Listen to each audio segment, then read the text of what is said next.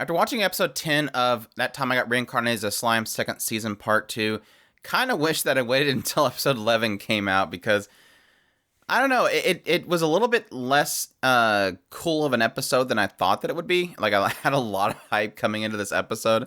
Like, everything was building up to this one point. And while, yes, everything kind of hit the fan really quickly, and we're getting into a really cool battle, I just kind of felt like things didn't pan out as cool as I'd hoped it did. But I guess that's me just really setting the bar really high for it even before it actually came out. I hyped it up myself. But yeah, so the episode pretty much opens up with Clayman. Well, they introduced everybody, and then Clayman goes into his whole long spiel of why they're there, and that it is to basically paint Remedy as being this really bad person that they should all dispose of, because obviously Remedy is in the way of what he wants to do. Yeah, he claims that Carrion basically tempted Remedy to become a demon lord. The proof is that his people are currently at Tempest. Claims that, essentially Carrion worked with the Falmouth Empire to invade, and then they used Veldora to wipe out the entire army, and that would allow Remedy to ascend. And he also killed Mijuan, and that's why he's so upset. And Milam, finding out about this, came over and took out Carrion, and that's where he kind of left it. And Revenue got up and said, that's all basically lies. Here's some proof, and he shows some footage of the Harlequins talking about how Carrion kind of screwed up, and showed video of the Charybdis thing kind of being summoned by one of his own henchmen, and laid out that he summoned the original one, and that pretty much shut him up really quickly. But, still. And it was funny because I think Dagrul stood up and said, if he needed to do all that, why would he use Falmouth? Like, it doesn't make much sense, but even still. At some point, Remedy gets really mad and destroys the table and confronts Clayman directly and says, you know what, I don't care to be a demon lord. I don't even care about the title. I just want to protect my people. And if it's me you want, then just let's deal with it together. It's like, we don't need to involve everybody else. And that's when, Guy just basically stands up. I kept calling him Guy for some reason. It's spelled Guy in English. Guy basically says, hey, yeah, I mean, you guys should handle it, deal with it. It's like, this is not something we normally have. And yeah, Remedy basically points out that during his entire spiel, Clayman was trying to control Remedy, and he failed. And he's like, well, is that a normal thing that you guys have in your meetings? And Guy's like, no, that's not really allowed. So yeah, this begins a fight.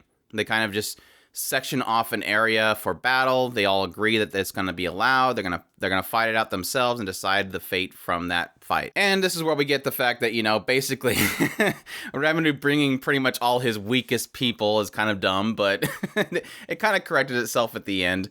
Obviously having Shion and Ranga, while I love them both, they're not really his, best cards. I mean, obviously, if he were to bring Diablo instead, that would probably be a better option.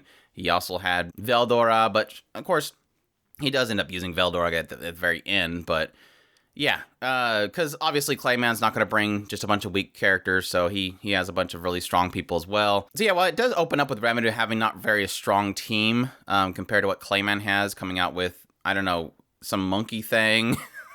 He has, of course, the 9-head that pops up, which is his thumb from his 5-finger group, and then obviously Melon. And this is the troubling thing, because like it's some, and I like how it actually points it out. Remedios like comes to Guy and says, "Hey, I want to fight too. I want to join Remedios' side." And he's like, "No, you can't do that. This is a fight between demons." And it's like, but Millam's in there. Like, you let Millam join this fight. Like, it should have been stopped at the point which you established that, yes, you two demon lords should fight it out. Remedy and Clayman should fight it out. And then they goes, well, I'm not going to fight. I'm going to bring Millam into it. Well, why didn't it stop at that point? No, wait. And it's funny because they do technically acknowledge that Millam isn't herself. They all know it. They all know that Millam is being controlled in some way. And yet they are all kind of just letting it happen. And I think that's probably one of those things to give to the demon lords themselves, is they don't care. Like, it almost feels as if they don't care. Like, they're going along with this meeting, but at the same time, as long as you're not doing anything incredibly terrible, they don't want to get involved. It's like, you do you kind of thing. So it does seem, despite them all basically knowing that Millam is being controlled, and they know that, they're essentially putting Remedy in a really tough spot, it's almost as if they're allowing it because they want to see what Rimuru will do. Like, they want, I mean, technically, Guy says at the very end, he's like, this Rimuru guy is very interesting. I need to keep an eye on him. They all acknowledge that something really weird's happening, and they're just kind of letting it happen. But yeah, close to the end, something really weird happens, because Rimuru is obviously trying to figure out how he can release this control that's happening to Milim. Obviously doesn't acknowledge the cursed-looking necklace on her, but hey, attention to detail, I guess. But he's obviously not being able to figure it out. It seems like Raphael knows something, but Rimuru kind of like caught up in the moment and doesn't really listen to her and shuts her down. So maybe she does know, it's just she's not able to say anything, so she'll probably say something next episode. But it does seem like he's trying to keep control of the situation while he's trying to analyze this. And at some point when Ramidus is trying to get involved because Beretta wants to join in the fight, because Beretta was created by Rimuru, Beretta wants to get involved, but obviously the question mark is who's Beretta? And yeah, Guy asks the same question, like, who exactly are you and what is your loyalty to? He's like, well, Rimuru created me, but I serve Remedis. And he's like, well, why aren't you afraid of me? And he's like, what is your lineage? And he's like, I don't know, but I'm of some greater demon lineage. So it's like, okay, here we go. Another crazy thing that Rimuru has somehow managed to summon. And this is a weird statement at this point, because in response to pointing out that Rimuru has basically summoned something that is a lineage of a greater demon and put it inside of a golem, obviously points out the fact that, yes, Rimuru is really strong, but also that Guy is acknowledging some sort of interaction with Noir, which apparently is Diablo. So his whole point to this is that he's noticing that Noir is making his move. That there is this primordial demon that is somehow doing something.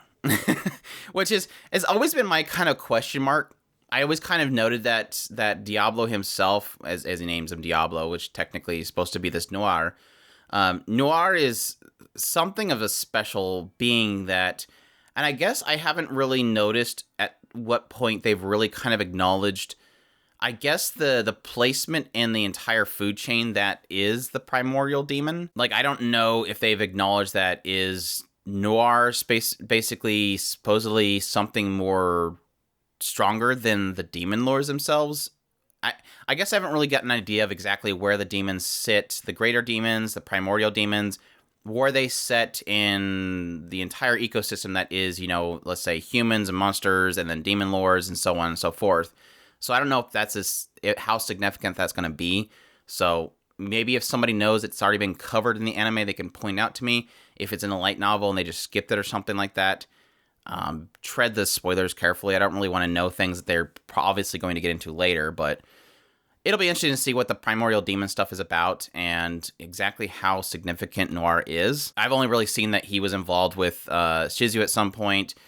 He was in the ONA saving the teacher, and then obviously Rimuru summoned him. But yeah, it'll be interesting to see how strong Beretta is. Beretta got allowed to go inside of the actual arena, and so now Beretta is helping out Shion against Clayman, while, Veldora suddenly popped out of nowhere when Rimuru was about to get bonked in the head. So, yeah, we'll see what... I'm sure there's going to be plenty of shocked faces in the next episode as Veldora basically pops up out of nowhere.